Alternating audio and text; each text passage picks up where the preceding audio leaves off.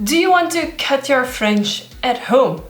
But are you scared of messing it up? Or do you have no clue what you actually need or what you need to pay attention to? In today's video, I'm sharing with you all of my tips and tricks for cutting your fringe at home. Hello spooky bats and welcome back to my channel, or if you're new here, hi and welcome. My name is Orphea and I'm a goth girl from Belgium.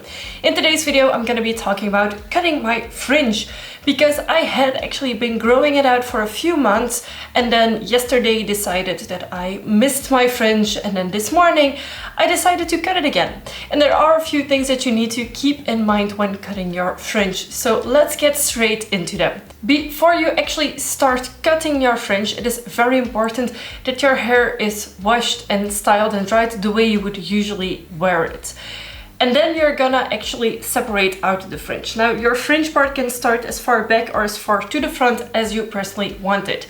Now, as you may spot, I do have a side cut on this side, so making the line isn't exactly the easiest for me since I can't exactly follow the line that you're supposed to. But basically what you do is you create a triangle shape on your forehead, so like in your hairline, and I use a fine tooth comb with like a pointy tip to actually split out my hair.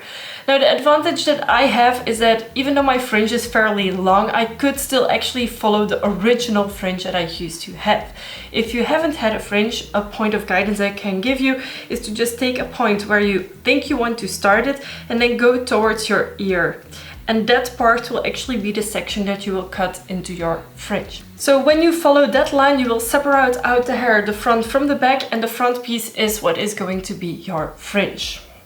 The next thing I do is I tie my hair back so that all of the hair that I don't want to get cut in the fringe is actually away. Now, I only use one of these very big elastic bands. If you have hair that is cut differently, you might have to use a few more, but make sure that the front section is very well separated from the others. After that, you're gonna wet and dry your hair into the shape of the fringe. Why do I do this? Because if your hair has been worn into like the side part, the middle part a lot, your fringe will fall open if you cut it. And your hair will be pulling in a different direction than it will when you cut your fringe. So what I recommend is taking the part of hair that you have, wetting it. I use a tiny spray bottle with water in it, just make it wet a little bit and brush it to the front so that it actually falls the way your fringe would fall once you start wearing it as a fringe and not open to the sides. Make sure before you start cutting that this is dry.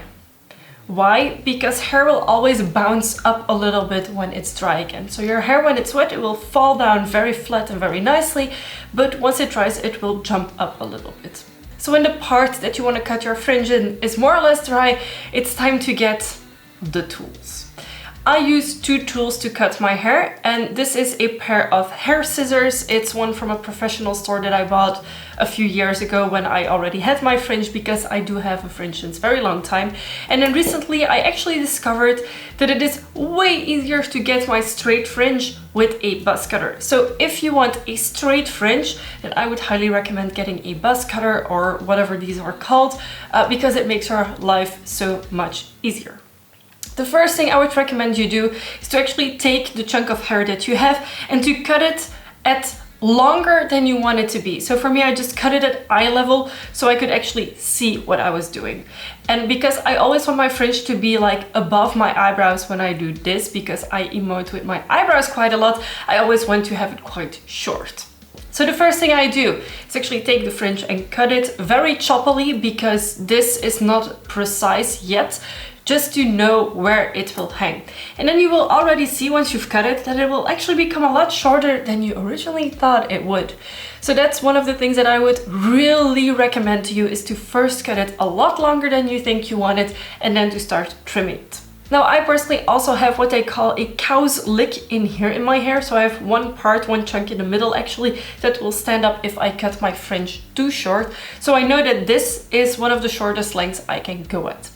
Because I want my fringe to be super straight, I simply use my buzz cutters and just press them against my forehead. Now, do know that this does not cut your forehead, it actually only cuts the hair. And because it has been a long time since I cut my fringe, I actually had to cut through a lot of hair. So using the buzz cutter is one of my main tips if you want an actual straight fringe, because you can just follow the line that you already put.